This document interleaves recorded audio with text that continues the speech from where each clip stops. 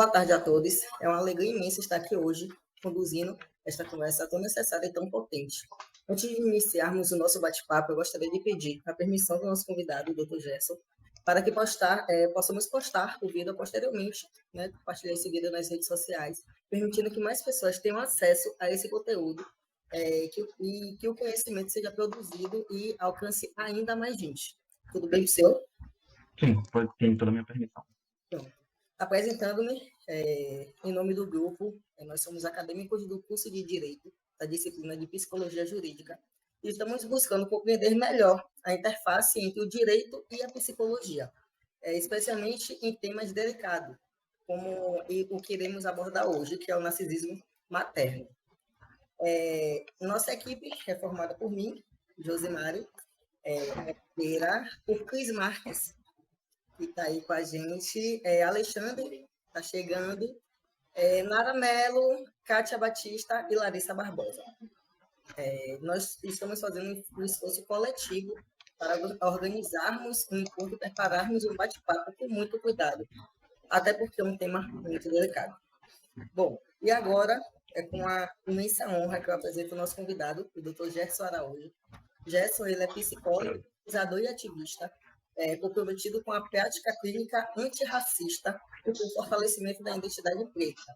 Na sua atuação, ele constrói um espaço de acolhimento, escuta e fortalecimento emocional voltado especialmente à população negra.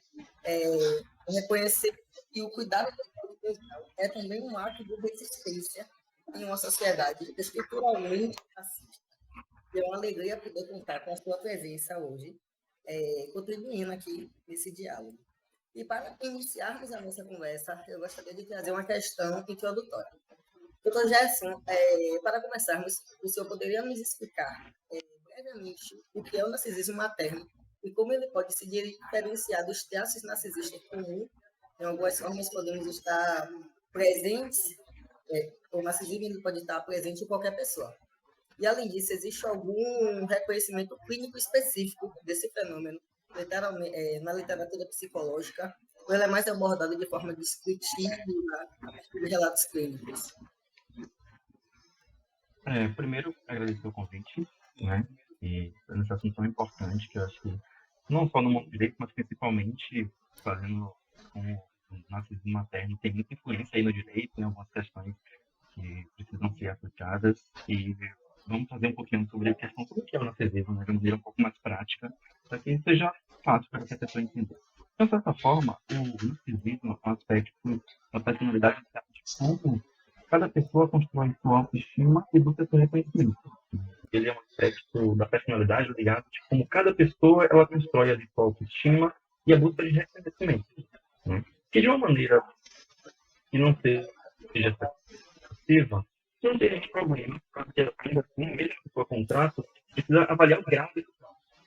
Isso pode, algumas vezes, ajudar na construção de autoestima, mas em casos excessivos, ela pode gerar aqui, uma dificuldade de empatia, uma necessidade constante de validação externa e, principalmente, relações centradas apenas em si mesmo. Né? É como se a pessoa fosse o centro do mundo. Tudo parte de mim. E quando a gente fala sobre o narcisismo materno, está sendo a situação em que a mãe ela se relaciona com o filho não a partir da necessidade do filho, mas sim a partir da necessidade, das frustrações, da carência, das expectativas da mãe. Então é como se o filho fosse uma parte da mãe. É como se fosse uma extensão da mãe. Então, a mãe acaba criando aquela criança não como um sujeito em busca de uma identidade, em busca de sua autonomia, mas sim como uma extensão sua, ou seja, tudo está relacionado ao que a mãe sente, e não de criança. E quando se traz sobre a questão do que existe algum reconhecimento específico, reconhecimento científico, como narcisismo materno, não existe esse diagnóstico oficial. Né? Na verdade, o que tem é uma descritiva que, na verdade, tira foto não sobre a mãe narcisista, a mulher narcisista, mas sim o efeito que gera na criança. Então, tem uma diferença que é muito importante trazer esse foco, que é que dentro da clínica, muitas vezes a gente olha para o narcisista e olha como ele lida com a demanda social. Quando a gente fala sobre o narcisismo materno, a gente está falando qual é o efeito que aquele filho vai ter diante da sua saúde mental por ter uma mãe narcisista. Isso traz toda uma percepção negativa diferente. Então, consegui. Essa questão é muito importante. Inclusive, a gente viu isso muito naquela novela Avenida Brasil, né? Que tinha aquela mãe Carminha que fazia um bolo terrível para a filha crescer. Gorda, e ela queria que fosse espelho dela e a menina não era. Então, a gente teve. Na verdade, eu consegui ver que isso era narcisismo materno depois que eu comecei a pensar essa matéria. Porque, para mim, aquilo ali era só um cuidado de mãe e eu não tinha essa visão. E é o que acontece com muita gente. A gente não tem essa visão delicada da psicologia. A gente vê como um todo, em geral. E não sabe o que aquela criança está passando. Aquele desconforto.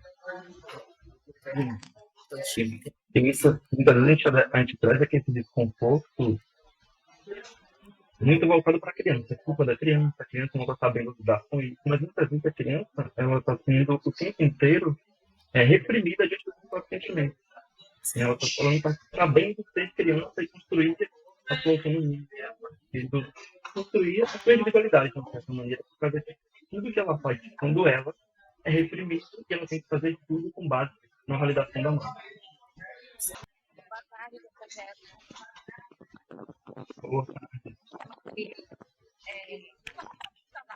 Qual a sua visão sobre o desenvolvimento e a manifestação do narcisismo materno no relacionamento? E como você pode diferenciar na prática um espírito de criação rigoroso e um comportamento potencialmente abusivo? Eu acho que. Deixa eu ver se eu entendi a pergunta dela aqui. Ela quer saber, na sua visão de profissional, se a gente consegue distinguir esse narcisismo materno do narcisismo comum. Como é que a gente consegue fazer? Se tem alguma diferença. Foi isso, né? Basicamente isso, né? Por isso que você quis perguntar? Tranquilo, entendi, não tem problema. Então, o narcisismo materno, quando a gente fala de tá? Muito voltado para a questão do filho, né? A gente quer fazer uma relação específica da intenção. Mas, como eu trouxe no início, não tem uma diferença de narcisismo materno para o narcisismo de uma pessoa diante de uma relação amorosa, por exemplo. Mas o narcisismo materno é completamente voltado para uma empatia. Esse termo, como eu trouxe, traz com lugar dos efeitos psicológicos que são gerados no filho. Quando a gente compreende que a mãe é aquela pessoa que busca sempre avalecer, busca sempre ter essa extensão de ter o filho como se fosse um membro dela, que no filho que não se tivesse a mesma leitura de sentimento, de percepção de mundo que ela, então ela faz tudo para que aquela criança não tenha autonomia, precise dela o tempo inteiro, que ela seja o centro do mundo para aquela criança. Ela precisa ter outro olhar, e ter outra lente a não ser a mãe. Boa tarde. Com relação ao que você falou, com os efeitos, né, que uma mãe narcisista ela causa nos filhos. Bom, quais são os sentimentos e dificuldades que esses filhos, eles costumam enfrentar e como isso pode afetar, tipo, em relacionamento, ou em trabalho, ou em questão acadêmica, no seu desenvolvimento em si, quando adultos, até na fase mesmo, na dúvida, na fase da adolescência, como eles normalmente lidam com isso e também na fase adulta, sabe? Sim. Na verdade, quando a gente fala sobre uma criança que se desenvolve em um aspecto de uma maneira narcisista, a gente tem que entender que a nossa identidade, normalmente, ela é construída por nós. E aí você percebe que uma criança não construiu a sua identidade. Então, você tem um jovem, um adolescente, um adulto, tem uma identidade estruturada, né? Onde, querendo ou não, vai ter uma dificuldade muito grande de impor limite, de se posicionar, de reconhecer seu valor próprio, em questões de relações. Vai ter uma necessidade muito grande, vai ter uma dependência muito grande, né? Por causa de sempre precisa daquele lugar de validação, onde vai se ocupar aquele espaço de ter a mãe vazia. Em questão de trabalho, vai ser muito difícil de afirmar suas competências, de lidar com críticas, por causa que é como se eu não conseguisse olhar para mim, entender as minhas potencialidades. E tudo que eu consigo ver de mim tem que ser validado pela minha mãe, tem que ser validado pelo outro. Então é como se, de uma certa forma, eu não existi. Como eu falei, eu não construí uma identidade. Eu sempre sempre depende do outro, sempre traz alguma coisa, o outro precisa fazer alguma coisa para ele consiga me entender. Não, e isso eu acho engraçado que também ele determina, como você falou, determina muito a posição, né, da criança, ou de como ela se posiciona. E trazendo também uma outra pergunta que traz muito isso, em uma situação por exemplo, uma situação de disputa de guarda da criança, e também a questão do risco do bem-estar da criança. Isso pode ter relação com o levantamento de suspeita de alienação parental? Você acha que ele tem relação? Sim, totalmente. Totalmente tem uma relação com alienação parental, porque necessariamente é muito comum que a mãe construa a identidade para o filho a partir da visão que ela tem, por exemplo, do outro genitor, no caso, do pai, né? Então, a mãe ela tem o poder de criar a narrativa de seu filho. E é muito comum a gente ver, às vezes, e até trazer como um psicólogo jurídico pode fazer essa análise, e às vezes a criança vai ter fala que não são dela, e que não tem nem que ainda tem para ela já fala da decisão da mãe sobre o outro, muitas vezes pode até ter uma hostilidade, por exemplo, com o pai, que nunca apresentou nenhum comportamento violento, nem com a mãe, nem mudar tudo, mas ainda assim a mãe consegue alienar aquela criança e fazer com que aquela criança demonstre medo sobre o próprio pai. Então, como psicólogo, trazer essa percepção de entender como a criança vê cada coisa, como esse fato se traz na realidade, é muito importante, porque se a criança traz uma coisa que nunca existiu, alguma coisa foi mostrada para essa criança de algum lugar, ou a mãe, ou alguém, ou um tio, e aí a gente vai para a veracidade. Nesse caso, será que esse pai é verdade mesmo? Já teve que esse pai fez alguma coisa no mundo? Todo mundo acha que ele pai é a pessoa mais tranquila do mundo. De onde surgiu isso? E aí a gente precisa também o que fez com o discurso da mãe. Que tendenciosamente, o discurso do filho, mesmo sem perceber, vai sair muito próximo da mãe. Mesmo sem saber o significado. Que ele sempre vai buscar essa validação. É muito comum até a gente vê em casos de filhos que têm mãe narcisista, quando o filho vai fazer uma coisa, ou vai falar alguma coisa, aquele olhar de deixa eu ver se minha mãe vai me apoiar ou se não vai apoiar. Então, isso também já é uma coisa que perceber. Quando eu começo a falar uma coisa e olha para a mãe e fala que eu fui validado por reprimido, vai me errar mesmo, então tem toda a situação que tendenciosamente eu o tempo inteiro essa busca pela mãe, essa necessidade da aprovação da mãe, que a mãe tem que escolher. Isso mostra muito no comportamento, né? Da criança naquele momento. De fato, acho que olhar o comportamento da criança e comparar com a realidade e a percepção de mundo da mãe o trabalho do psicólogo para compreender, principalmente nesses casos, né, de disputa de guarda. Porque muitas vezes é muito comum a gente avaliar outros critérios que não é os critérios de nossa sociedade, que é tão importante. Né? Às vezes a gente coloca o dinheiro na frente, uma demonstração de afeto, e que muitas vezes a gente não vai pagar a descrição da identidade daquela criança. Então, é muito importante a gente conhecer e entender ele, porque é necessário, muitas vezes, pedir, às vezes, um relatório de psicólogo para entender como é que está a situação, não simplesmente olhar de maneira mais prática sobre a situação e trazer a saúde mental da criança como prioridade. Pode fazer, Nara. Vitória, uma dúvida, como é que a gente pode fazer uma forma de acompanhamento deste, vamos dizer assim, não só com a mãe, como você está falando, do pai, vamos dizer assim, esse familiar pode fazer, quais são as formas de acompanhamento para com seus filhos? Sim. Como é que a família, como uma forma, pode conduzir essa relação de quem tem esse transtorno de personalidade com a ligação consanguínea? Como é que a gente pode conduzir essa forma? Você diz assim, por exemplo, vamos dizer que o pai ali ele tem um transtorno de personalidade. Já está dito, já fez todo uma avaliação, né, psicológica, já foi destacado que ele tem esse transtorno. Você está me dizendo que, por exemplo, esse pai tem esse transtorno, e tem um filho, essa pessoa tem um filho, como é que os outros familiares, né, os outros cuidadores ali, ele pode ajudar essa criança? Seria essa a pergunta? Sim, seria dessa forma. Sim. Então, esse pai, muito provavelmente, ele vai ser disfuncional, né, com essa criança. Ou seja, ele vai ter alguns comportamentos que vai invalidar essa criança, vai tentar fazer uma codependência com aquela criança, ou seja, né, olha, você só pode fazer tal e tal coisa comigo, porque eu sou muito bom fazendo isso. Né? Essa é uma forma de estar ali.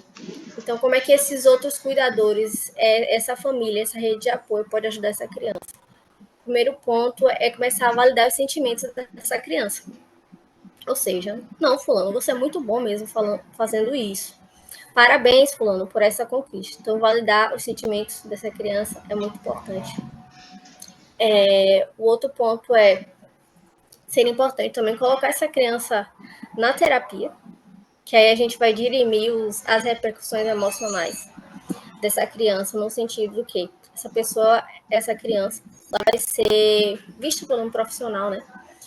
Porque um dos impactos que pode ser comum nessa criança é a baixa autoestima. Por quê?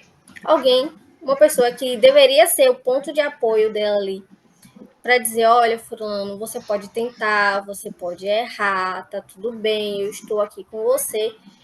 Essa pessoa que deveria estar nesse papel, na maioria das vezes, ela está invalidando. Então, as outras pessoas têm que fazer meio que o papel inverso, né?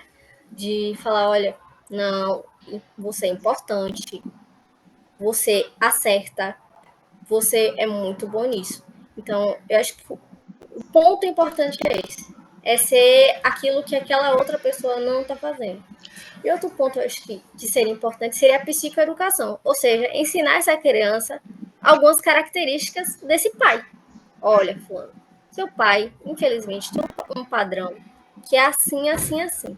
Ou seja, Concluirmos, qual mensagem a senhora deixaria aos estudantes e profissionais de psicologia jurídica sobre a importância de compreender e estudar o narcisismo materno nos contextos familiares e judiciais? eu acho que, para além do narcisismo materno, eu acho que seria importante estudar o transtorno de personalidade narcisista como um todo e olhar, né, como isso às vezes pode aparecer nos papéis sociais, que pode ser o de mãe também, né, de como é que essa criança, o maior afetado vai ser essa criança. Então, é no sentido de que estudar isso é importante para a proteção de crianças, né, de ver antes essas repercussões para que isso não afete a vida dela como inteiro. Então, eu acho que o ponto principal seria estudar isso é muito importante porque a gente está protegendo uma criança. Pronto, doutora Vitória. Gostaríamos de agradecer, tá, toda a sua explicação, de abrir nossa visão sobre esse tema, que é um tema muito importante, é um tema que realmente a gente só começa a saber, a distinguir o que é cada coisa quando a gente começa a estudar sobre o tema. E muito obrigado pela sua disponibilidade de estar aqui hoje, explicando pra gente, toda a sua paciência, tá bom? Um beijo, ótimo dia para você. Muito obrigada, viu? Obrigada, Vitória. Tchau, tchau. Tchau, tchau.